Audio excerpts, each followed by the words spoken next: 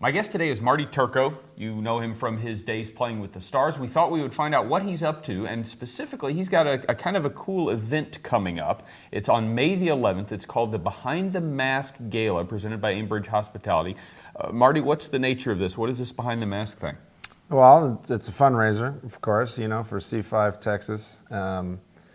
But it just started with, we wanted something different, and we did a little play on my playing career and being a goaltender and taking off the mask post-career and just taking a peek behind it. And the peek we think is pretty cool, and it's all about our students at C5. But the gala itself is just going to be something that's going to be a lot of fun.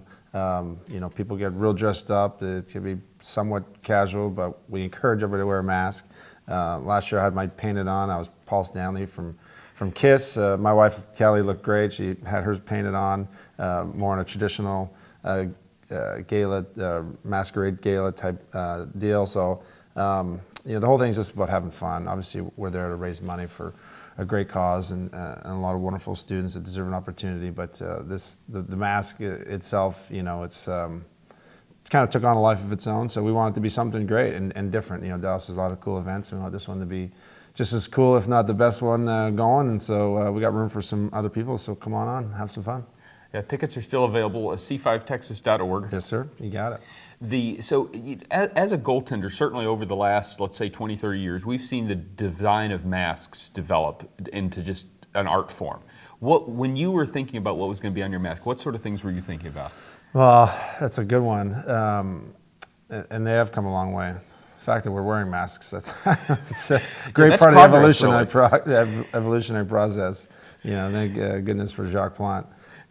We've seen their faces back in the day. But for me, when I went to college, it was the first time I had a mask, and I went to Michigan, so we had the wing helmets, and there was no thought going into that one. It was just wear the wing helmet and rock it, and kind of miss it in a way. But when I turned pro, I sat down with a guy named Ray Bishop, and I had nothing, nothing personal. I had no characters that I was attached to, and the gargoyle theme that I had my whole career came up, and it was more out of who I wanted to be and who I wanted to represent, and it was metaphorical in a lot of ways. And the gargoyle is the gatekeeper, the net protector, and no one else was doing it, which is probably important. And so I had him sitting on top of a brick wall.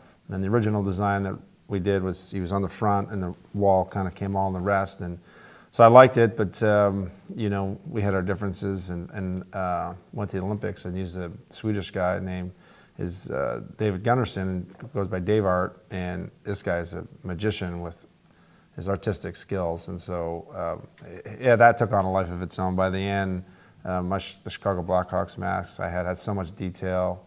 It was really, really cool what he'd done put into these masks. So I thought one of the coolest things, he'd etch into the brick wall, kind of like graffiti, my kids' names. So they got a kick out of that. And then it felt personal, and you realize it when you see your teammates and other guys go by your mask and pick it up and look at it, and you could see the jealousy in their eyes because they have nothing personal in their equipment. And I mean, most of them don't have anything personal going on anyways, but I'm just kidding. You guys are great. But the mask is something neat, and I was fortunate to have a good one. I got some notoriety, and now Dave paints a lot of guys in the league, and he thinks he gives me some credit, but it's all because of his skill set. Marty, never one to minimize the role of the goaltender in the pecking order of hockey player positions. No. We get abused as it is, so I got to take shots when I can. Now, since he retired, Marty has taken a lot of the charity stuff he did when he was with the Stars, and he's taken it to another level. You're the president of this group called C5 Texas at the Behind the Mask Gala benefits. Tell us about that and why it's important to you. Well, it's important to me. I was fortunate to be around some good people when I was younger, had some good mentors. And being a part of your community, wherever you live, was important. And I didn't particularly choose Dallas, Texas. You didn't get to decide where you get drafted, and it worked out. And then I lived in Dallas for 10 years, and I just knew from early on that it's important to be part of your community and do things up to your capabilities and then some. And the Dallas Stars and the Dallas Stars Foundation had always accomplished that, and it made me proud actually to be a professional athlete that helped make a difference in the community. And fast forward to retirement, got introduced to C5 Texas and meet some wonderful students.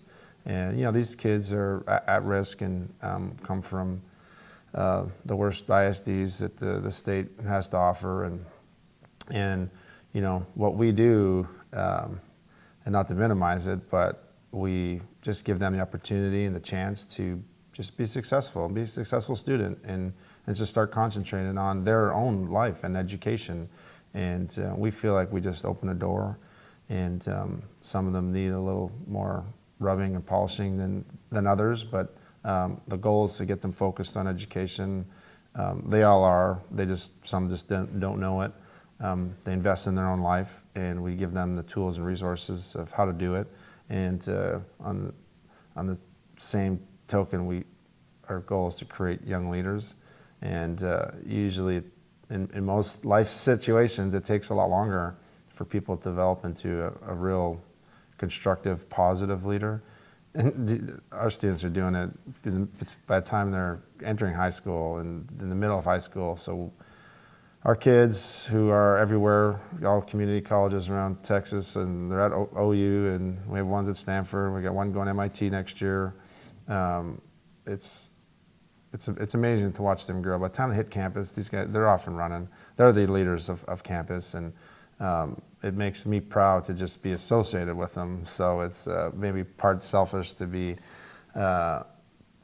kicking butt for C5, but if you ever had a chance to meet them or listen to them, this is who you want to be in your community and neighborhood. And we hold them to high standards, but ultimately they hold themselves to high standards, and they get the job done. So all the kids that ever come through our program, we have over 200 in our 5-year program right now. They all graduate, and they all go on to college, and they all become a successful part of society. And these are your future coworkers and colleagues, and you want them on your team. So it's they're on mine, or I'm on theirs, and it's good to be on the team again. So C5 starts kids in the 8th grade. They put them through an intensive leadership program. They help them develop their academics, and they graduate. And we're doing this interview actually at the golf tournament down in Austin that benefits C5. And last night we got to hear the young lady that's going to MIT speak, and it's really impressive stuff. So c5texas.org is how you can find out more about that. With Marty Turco for the Fort Worth Weekly, I'm Rush Olson.